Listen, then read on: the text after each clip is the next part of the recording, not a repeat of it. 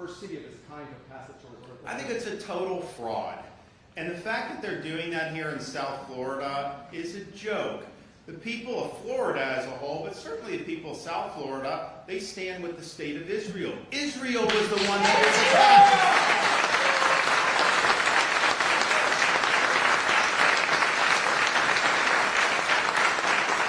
Now, we went to the University of Florida in Gainesville last week, and we did a press conference where they tried to set up an encampment. That attempt lasted about 5 minutes, and then they were escorted off. But, you know, we're there, and it's interesting because we don't let the inmates run the asylum. We don't let you disrupt university operations. We don't let you take over property. But yet, and so none of that is First Amendment activity. And so will some people say, oh, well, you're cracking down on people's rights versus no, you can protest, but you can't act in ways that violate basic code of conduct. And in fact, during our press conference, we're there doing a press conference. It's me. I've got the board of trustees from the university, the president of the university. I've got other people.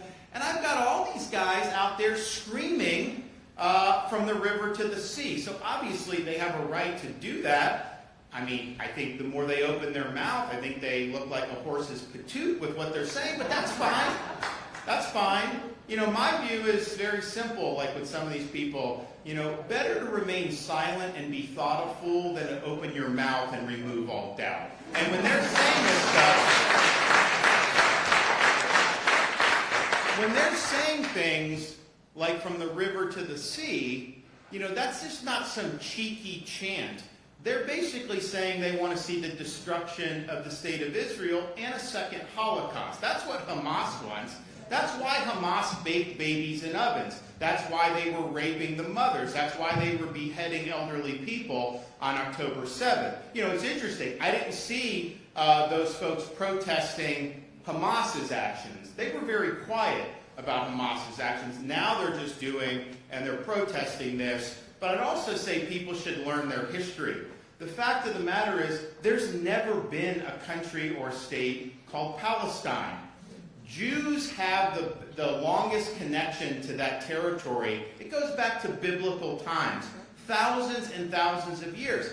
They were displaced by hostile forces over the years, but just in the immediate history until World War I, that was hundreds of years of rule by the Ottoman Empire, by Turks. That was not a Palestinian state. And then the Brits took it over after World War I. They had the mandate for Palestine. And the vision was to have a Jewish state and an Arab state. And in the UN, after World War II, adopted Jewish state, Arab state. Jews accepted it, founded modern Israel. The Arabs rejected it and went to war against Israel, a war that they lost. They also lost a war to annihilate Israel in 67, 73, and they've had all these intifadas ever since then. So how is it somehow that you're occupying when you have the best connection to the land, you accepted a partition plan, and then had to win defensive wars just to be able to keep your people alive? So I think a lot of this is not rooted in facts, it's not rooted in history. So I just wish people would be honest about the history here, be honest about the right to defend yourself. Can you imagine if something happened to the United States where some hostile force was baking our babies in ovens and doing this? I mean, we would never stand for it in a second. And yet Israel's the one country that somehow they're just expected to have to accept this without doing all they can to defend their people. So I think a lot of what's going on has just been a farce. I don't think a lot of these people really understand what they're doing. I think some of this is just more trendy in terms of that. And I would also say on these college campuses, a lot of the worst agitators are not even students of these places. They are being funded to go in and to cause chaos. And, you know, look, you have a right to say dumb things. You have a right to believe in dumb things.